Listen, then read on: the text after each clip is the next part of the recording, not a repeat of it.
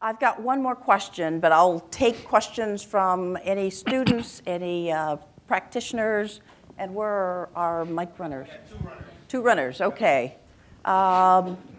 This young lady here with the red glasses, nice glasses. Thank you. You're welcome. Good morning, Sierra Brown from Florida A&M University. It seems like the two of you have been given, so many opportunities and have had so many doors open for you. So my question is, has there ever been a point where you all received some sort of rejection or had a door slam? And if so, how did you deal with it and, bounce back from it? Well, yeah, I've experienced rejection, but let me put a caveat up front. Let me put a caveat up front. The best time to look for a job is when you got a job. Yes. Okay, carry that with you. At one point, when I first came out of the service, I was a little bit disgruntled with an SCM in the Fortune 500, in my first Fortune 500 experience. So I went for an interview with one of their competitors in Cleveland, right down the street from from one of the major division headquarters, and fully qualified for what they were asking for. And for some reason, they didn't hire me.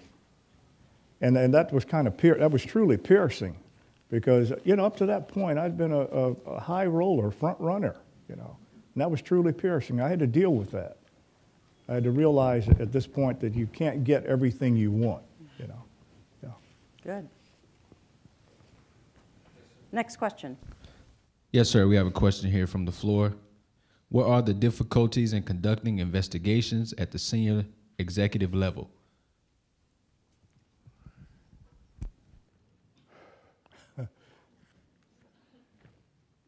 I've had investigations at the very senior level where I was advised by the person ordering the investigation that I couldn't talk about it. At one point, I was told I couldn't tell my boss. Now, that was a dilemma. Now, I'm working for someone. I've been ordered to investigate someone at a high level and told, you can't tell your boss. I went home that day and I was very, very concerned about that. I made a decision that I was going to tell my boss.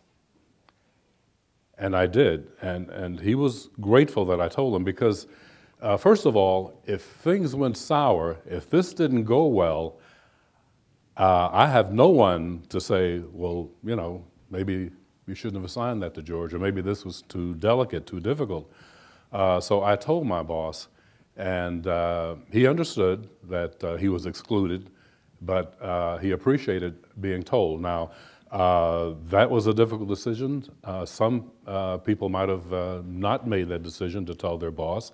But again, it was my decision, and to this day, I'm glad that I did, because this particular investigation did go sour, and it involved some lawsuits, what have you. Not because I did anything wrong, but it was just one of those things that happened. And I was glad that I had told my boss, because I did not want to be the fall guy, just in case someone wanted a scapegoat. Well, George Logan, he was out there doing that. So that hopefully answers. I think the other perspective is to know the political environment that you're working in. Know where the power pockets are. Know who you're know what your scenario is, because you can come up with results that are adversarial across the board. Find out where the pockets of influence are, and make your report at the right place, as George did. Yeah. Corporations are political.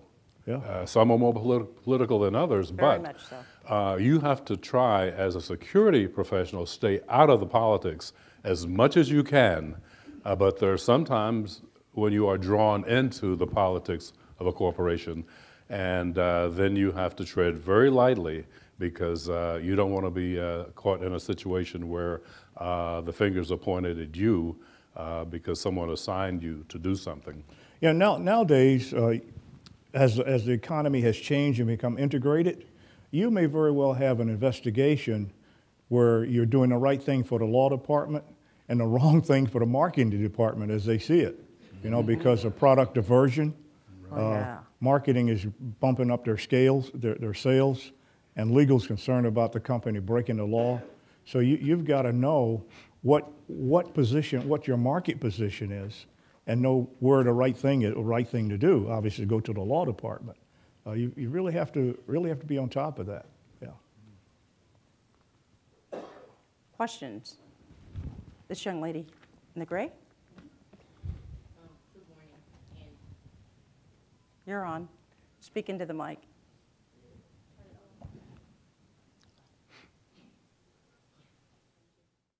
Good morning, and I just wanted to say, first of all, it is an honor to be in your presence. And my question is, how difficult was it for you as black men to mobilize through the ranks and in your time frame, and what kept you motivated to push past the negative encounters? Well, it's always difficult, without a doubt. Let's be honest. You know, racism, discrimination always existed on a personal level and an institutional level. What I found that enabled me to be successful, as I have been up to this point, is finding the issue that had impact on the business, or framing your issue and identifying it with the business. Because let's face it, the corporation is in business to make money. And if what you're doing impacts the bottom line, you're going to get support across the board. No one's going to interdict profit. So that's important. Yeah. Okay. Good. Question on this side of the room. Ms. Leek, good morning. As one of the few people in the room, probably Daryl, Keith, Prestel, and a few others have had the privilege to actually be in IOBSE when you guys were active. Just amazing, just personally and professionally, the impact that you guys have had on our lives. For those of you who don't know, years ago when we'd have an IOBSE conference, it was a joke that it was a family event. It was the kids, it was the grandkids, it was always a big family event. So what they're talking about, the values, they've lived it, because that's what our conferences used to be like. But I know personally, Ollie, you've always told us what books to read. George has always been there for us professionally. It's just the impact that you've had on our lives is just tremendous. And I can honestly say that most of the colleagues and the dear friends I have in the security industry, even though we go to As Is every year and there's 25,000 people, came from IOBSE. So thank you, because without IOBSE, I had just moved from Africa when I joined IOBSE. I probably wouldn't know any African American colleagues had it not been for the opportunity, so thank you. Absolutely.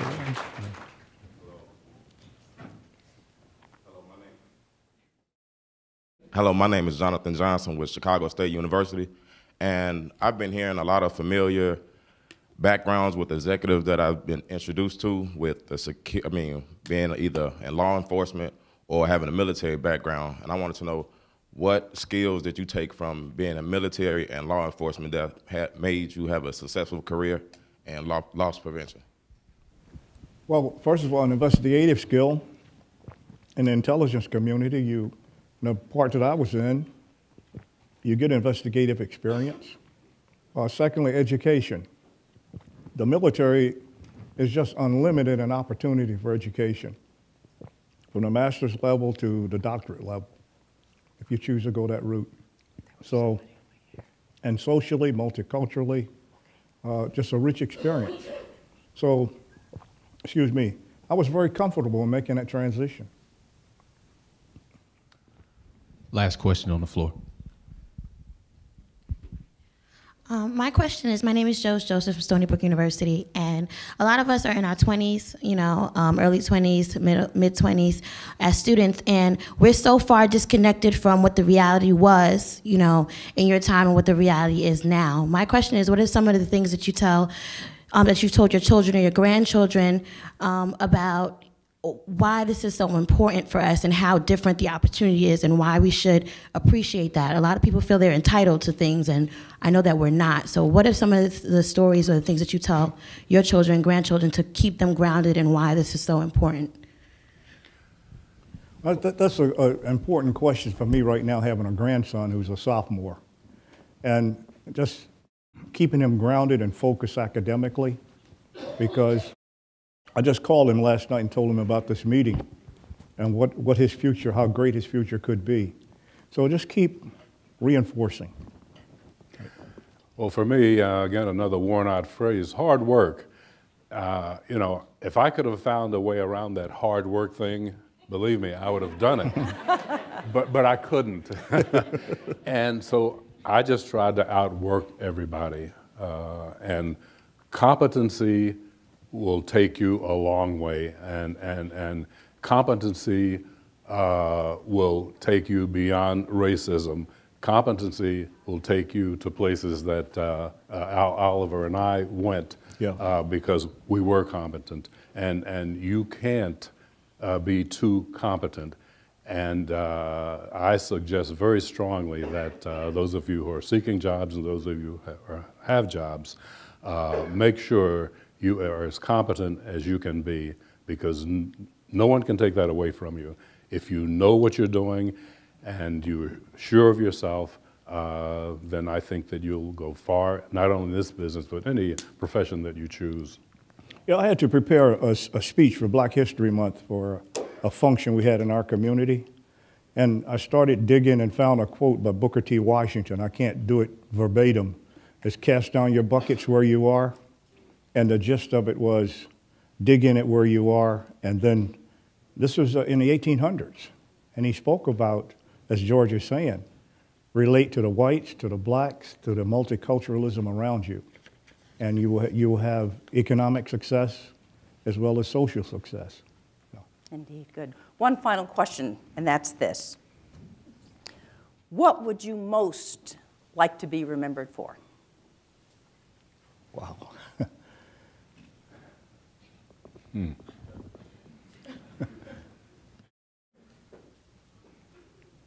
With respect to my hometown, I would like to be remembered as a field grade officer from the Army. Because during the time that I grew up, and born in the 1930s, grew up in the 40s, the military was an honorable thing in our community. And I think the most senior rank at that time may have been staff sergeant or whatever. To have gone to Hampton, got a commission, and stayed for a career, and retired as I did, lieutenant colonel, I'd want to be remembered for that, because it took some very special traits to do that. And secondly, I'd like to be remembered as a good father, a good husband, a good grandfather, a good great-grandfather. Yeah. Good. For me, it's being a good father, grandfather, husband, uncle. It's a family thing. And it's not important that I be remembered for being one of the founders. It's nice, but at the end of the day, there were 6 of us, and we all had the same goal in mind, and it worked. But for me, it's family. Good, thank you. On behalf of IOBSE, the students, the supporters, it has truly been my pleasure and quite an honor to conduct this session. And so if you would all join me in a round of applause for our founders. Let's show them what we believe.